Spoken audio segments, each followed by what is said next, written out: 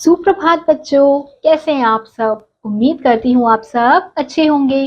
तो बच्चों, आज की कक्षा में हम पढ़ने वाले हैं अध्याय नंबर 7, जिसका शीर्षक है सूरज का दरवाजा खोल। तो बच्चों, इस अध्याय में हमें कविता दी गई है। तो सबसे पहले हम पढ़ेंगे पाठ का उद्देश्य। कविता के माध्यम से प्रकृति की तरफ लगाव उत्पन्न होता है और यह जागरूकता उत्पन्न होती है कि सूरज, धरती और गगन के बीच संबंध कैसा है। तो बच्चों, इस कविता के माध्यम से जो कवि हैं वो बच्चों में प्रकृति की तरफ लगाव उत्पन्न करना चाहते हैं और ये भी जागरूकता फैलाना चाहते हैं कि किस प्रकार से सूरज, धरती और गगन के बीच संबंध होता है। तो चलिए कविता को शुरू करते हैं। पूरब का दरवाजा खोल, धीरे धीरे सूरज गोल, लाल रंग बिखराता है, ऐसे सूरज आता है। तो इन पंक्तियों में बताया जा रहा है कि किस प्रकार से सूरज आता है। पूरब का दरवाजा खोलते हुए, यानी कि सूरज जो है वो पूरब दिशा से निकलता है। तो पूरब का दरवाजा खोलकर धीरे धीरे सूरज गोल निकलता है और अपने लाल रंग को बिखेरता है और ऐसे सूरज आता है। आपने देखा होगा सुबह का सूरज कैसा नजर आता है, लाल रंग का नजर आता है।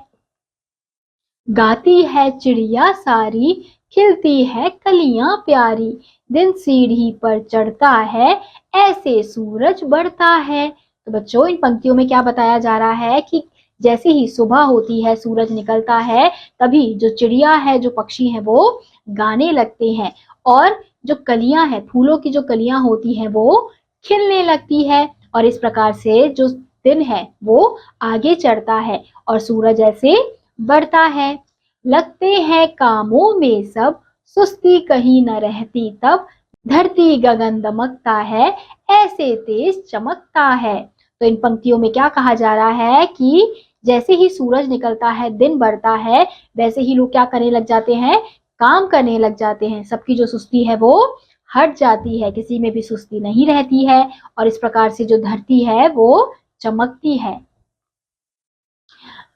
गर्मी कम हो जाती है, धूप थकी सी आती है, सूरज आगे चलता है, ऐसे सूरज ढलता है।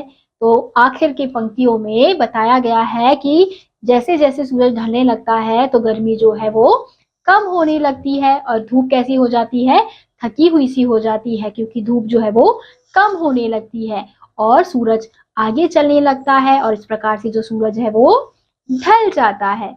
तो बच्चों, इस कविता के माध्यम से यही बताया गया है कि किस प्रकार से सूरज उगता है और किस प्रकार से सूरज ढलता है।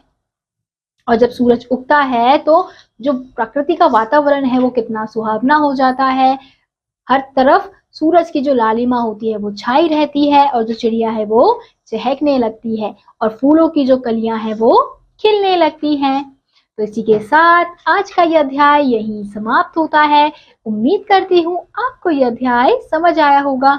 मैं आपसे मिलूंगी अगली कक्षा में। तब तक के लिए आप सभी बच्चे खुश रहिए और पढ़ते रहिए। बाय।